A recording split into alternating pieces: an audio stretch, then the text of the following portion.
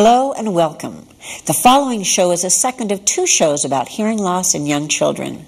You'll hear members of 4 families discuss their experiences and impressions with having their child identified at birth with hearing loss and the intervention that followed that diagnosis.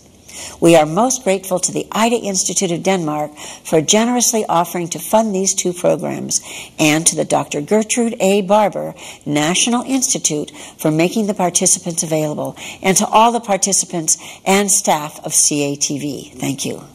Dr. Sam Trykin, a psychology professor at Penn State University, will interview the families. Dr. Trykin is an expert in the psychosocial effects of hearing loss. He's written extensively on the effects of hearing loss on those who have it and those with whom they communicate. I'm Dr. Janet Trykin, an audiologist in the Early Intervention Program with the Barber National Institute.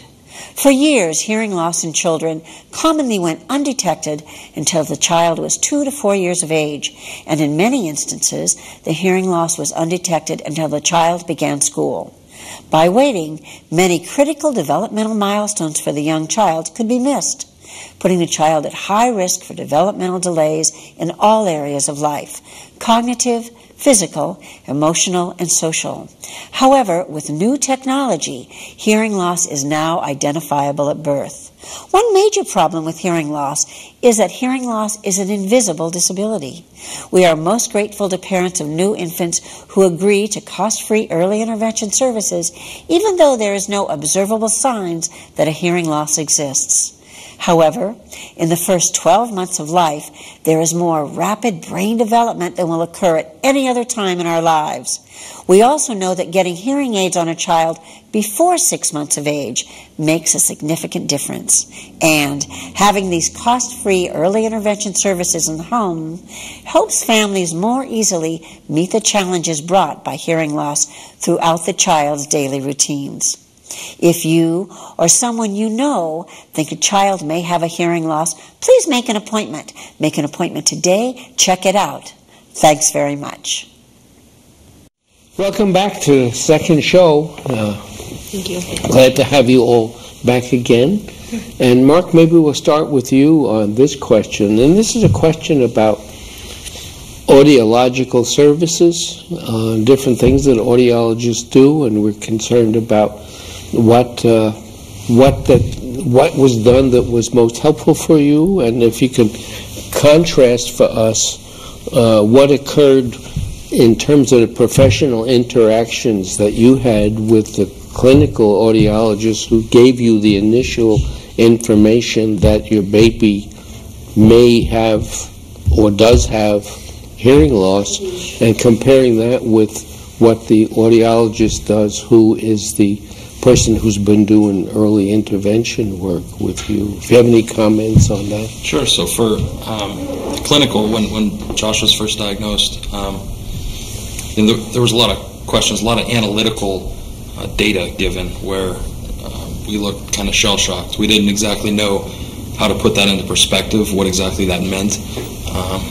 Neither Shay or I have a hearing loss, so we didn't exactly know how to translate that into any type of practical application. It left us with a lot of different questions. We had, analytical answers as far as what was wrong with Josh, but practically, what did we have to do? And that's where the, call it the early intervention audiologist or the other audiologist we worked with was so much more helpful. She took that analytical data, was able to understand it, and put it into practical terms for us, what that meant. It put us much more at ease. We knew,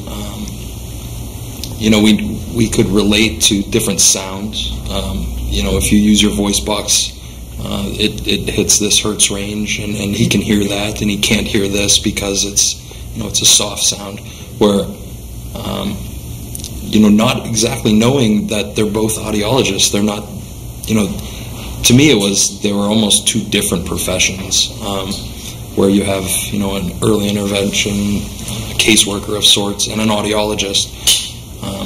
It was actually after the fact that I realized that, the early intervention caseworker that we dealt with was an audiologist as well. It was not just a therapist. They actually had the, probably similar degrees and did the same thing. So it would have been a lot more helpful if we could have got that hands-on explanations from the clinical audiologist.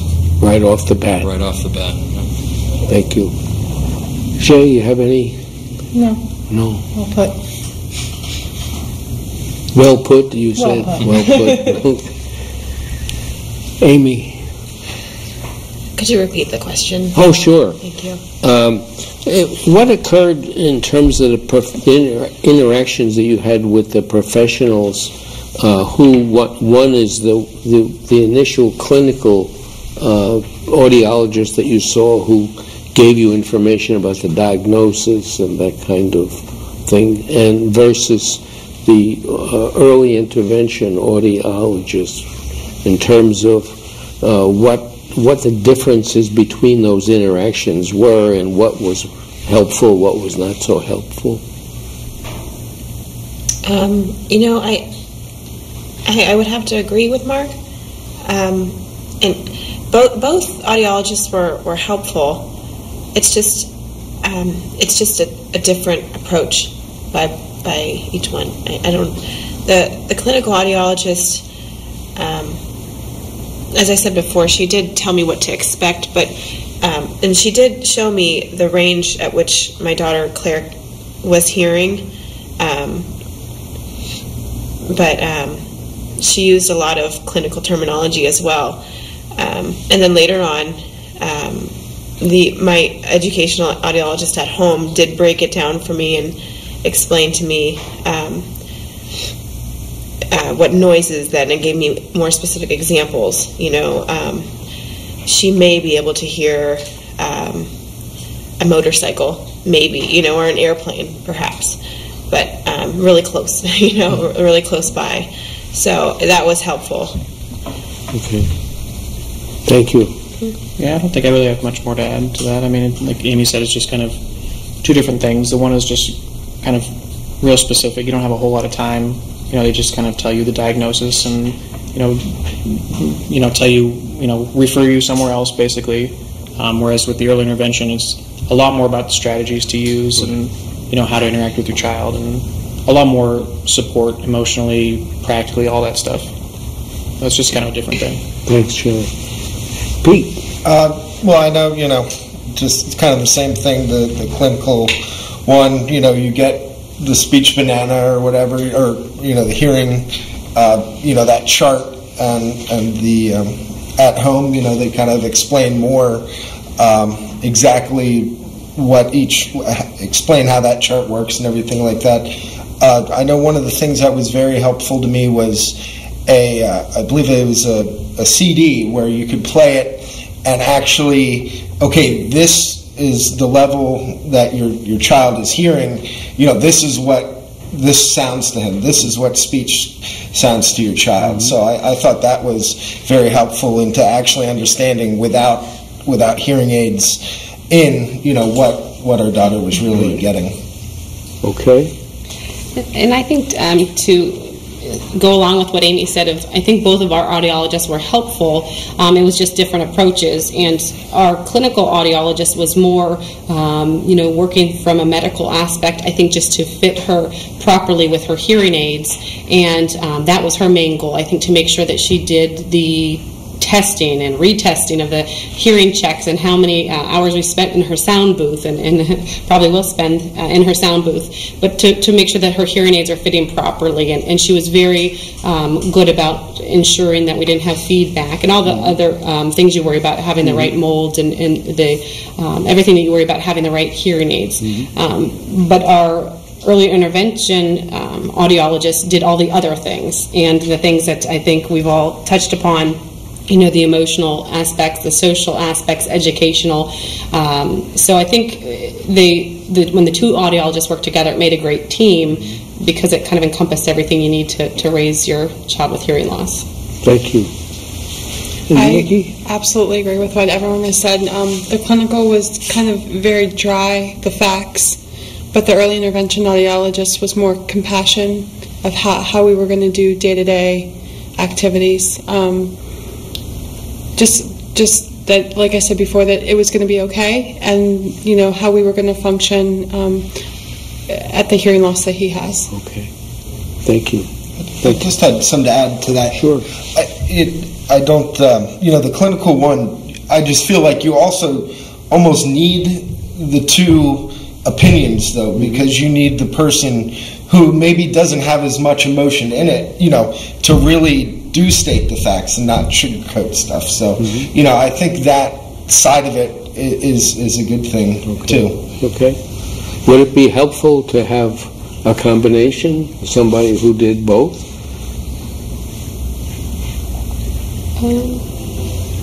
I think for us, it worked to have two different ones, but that all the reports were being sent both.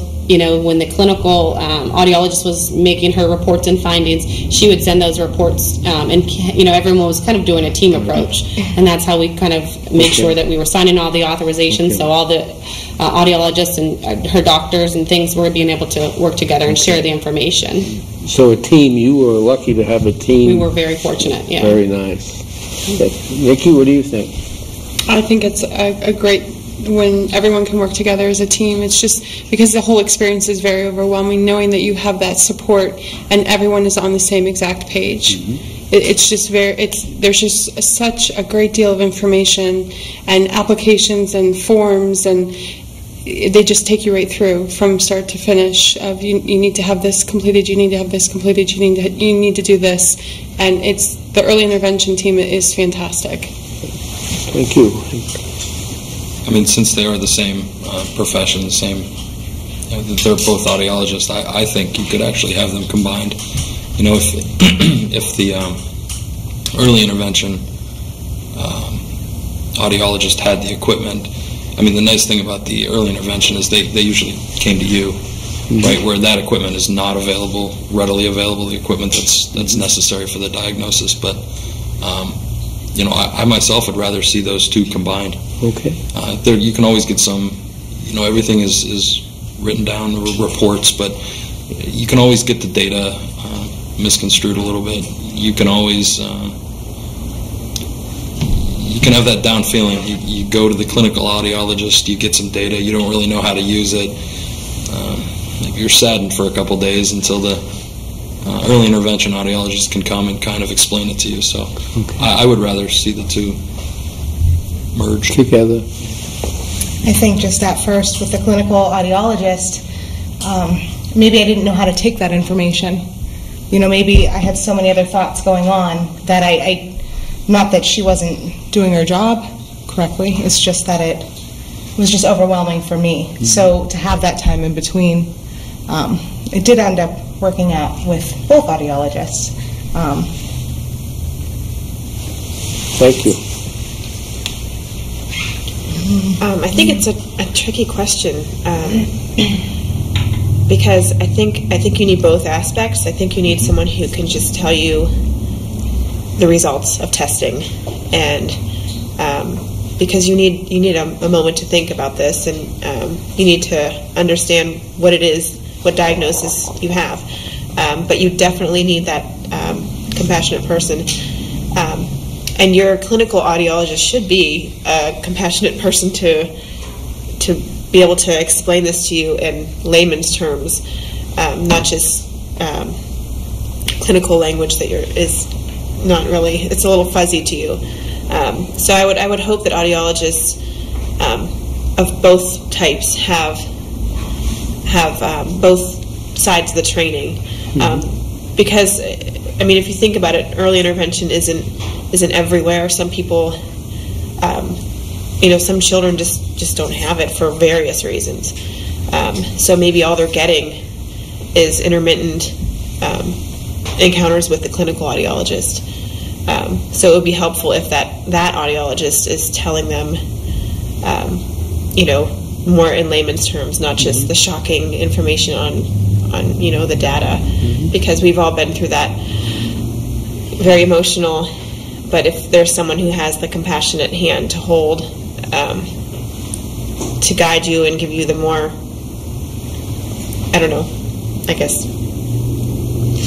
a better way to explain it, information that would be helpful. And that's what our educational audiologist did for us, and we were grateful to have both sides. Okay.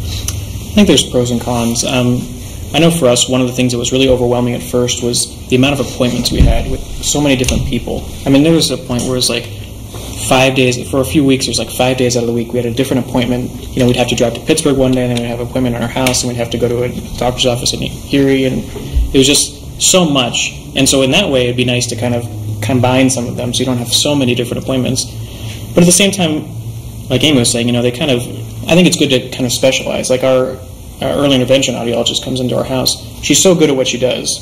And I would kind of hate to see her have to be in an office for a couple days a week to work with people there, because she should be out working with kids in their houses because she's so good at that. You know, so I think there's pros and cons. Okay.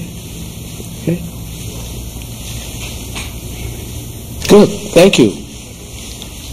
Well, we have another question, and that is, and maybe we can start back with Pete again, because he hasn't gotten started for quite a while.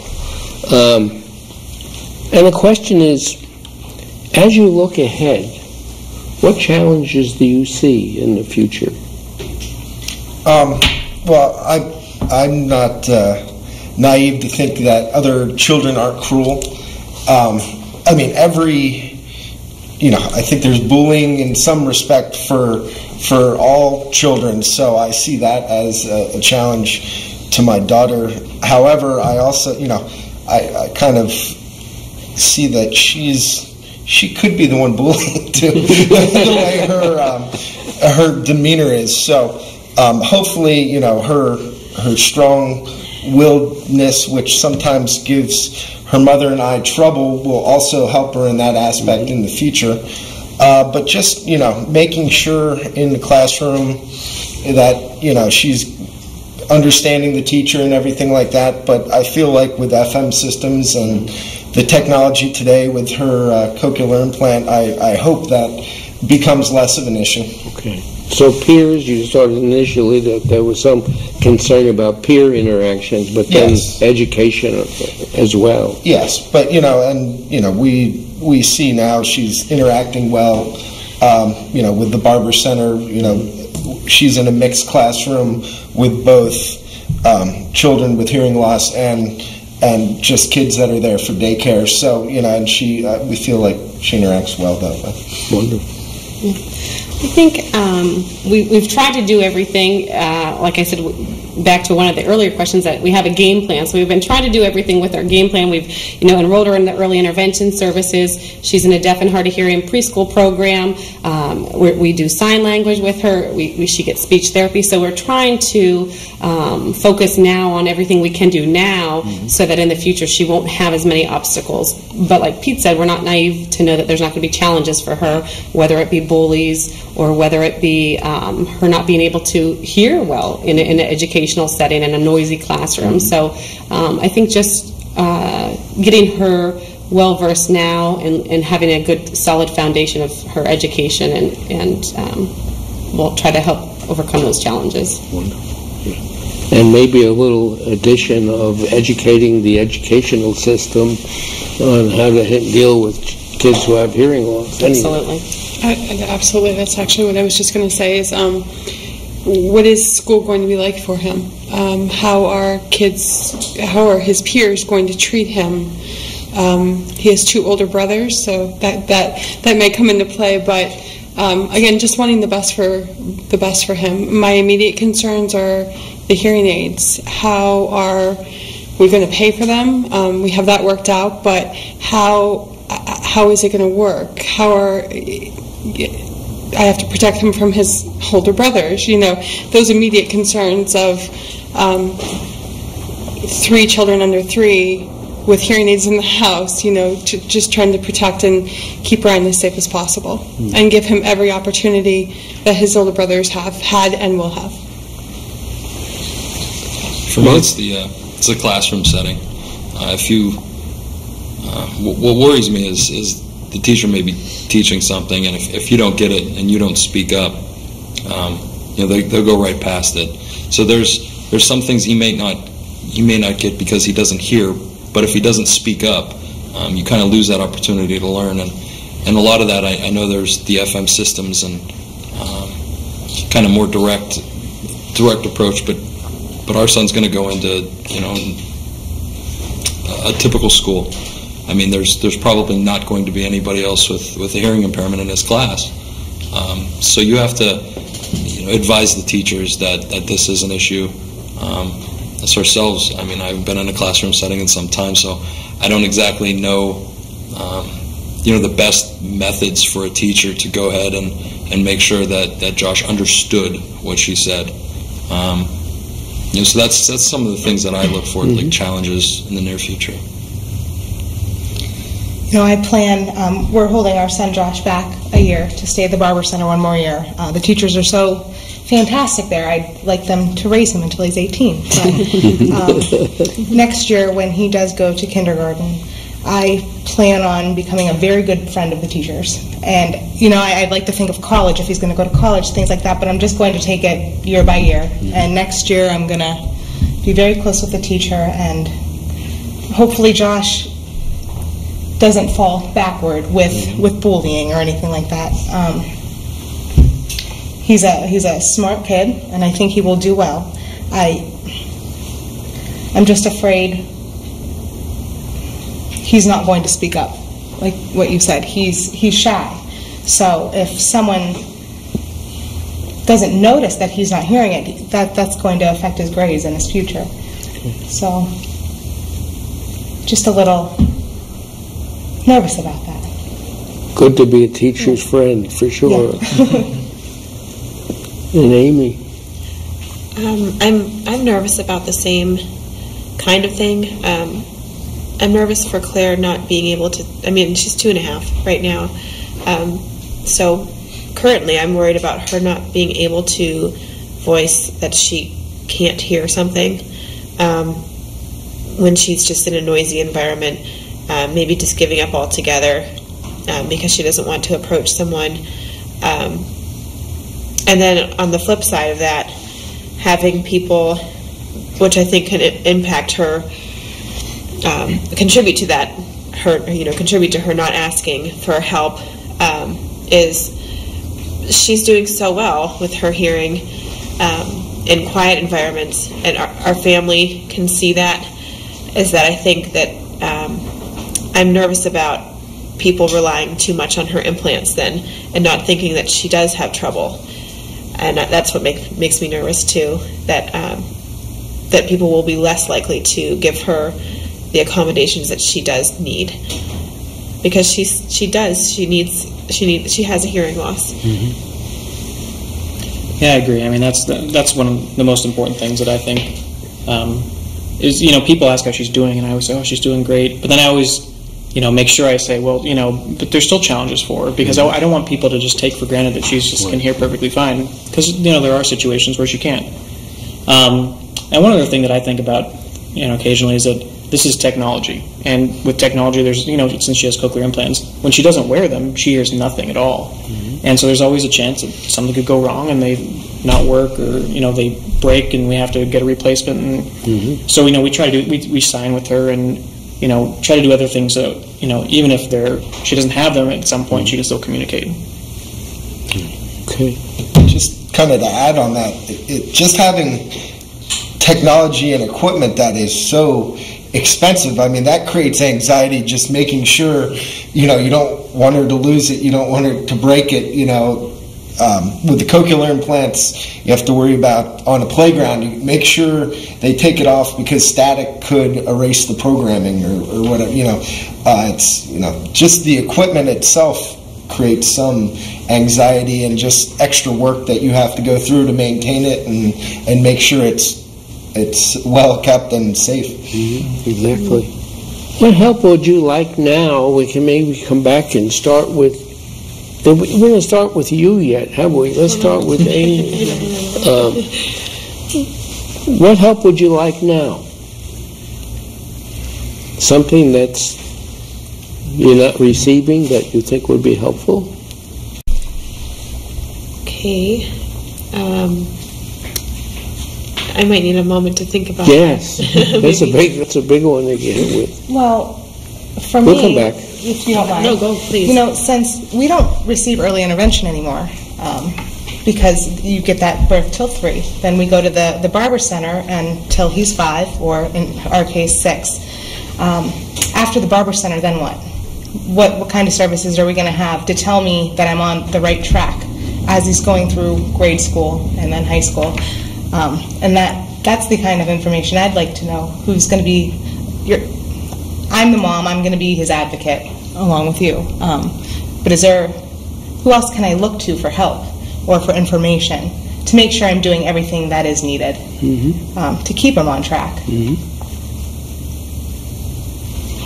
Big issue. Yeah, the same thing. Like, who's going to help with the IEP? I don't specialize in that. Neither of us do. You know, it's you need an advocate, somebody that knows, knows that disability, knows how to try to get that person adapted into society, how to fit in school. What do I tell the teachers? So we go there for first day of school. What do I say? You know, I mean, like I might be just as confused as the teachers are. You know, it'd be extremely helpful to have a mentor, let's say, that would kind of coach you up to a early adulthood. Well, thank you. Could you repeat the question? Yeah, sure. Because I'm just trying to absorb everything you just said. That's so true. Because there is so many services that I'm learning about now. What happens when he goes to school? Does my school district have a special program that I should know about, that I should be researching, that I should be taking advantage of? Are there costs? Where does that information come from, and how do I get in touch with it?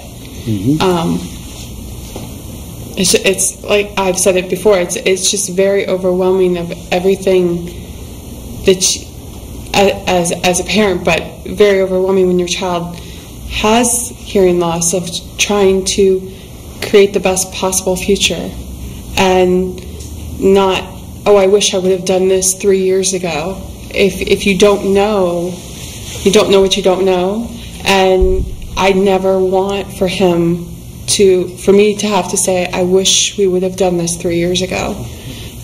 So in anticipation, I have a long way for him to go to school, but what do you do? Thank you. I think the same thing, to echo what everyone else said, was just the the transition into our plan is to have Emma enrolled in a typical classroom setting, but all the what's going to come along with that is, do they have an FM system, and how is a teacher going to know how to use it? So all the transitions we're going to have to learn about and things. Okay. Yeah, I really don't have anything to add to that. Well, we all have made friends along the way, so I guess I do have a few people to call. But and I agree with what you said. Thank you, actually. What you said really we just need to know our rights and what information is out there. And the Barber Center has touched upon that. I don't know that we took it as serious as we should have, because we were holding him back for another year. So I can push it off a little bit more to, for that much more information, I guess. One thing for me that I wish we had closer, I guess, is, we go down to Pittsburgh for all of the technical stuff. And so, like we were talking about, the equipment and everything.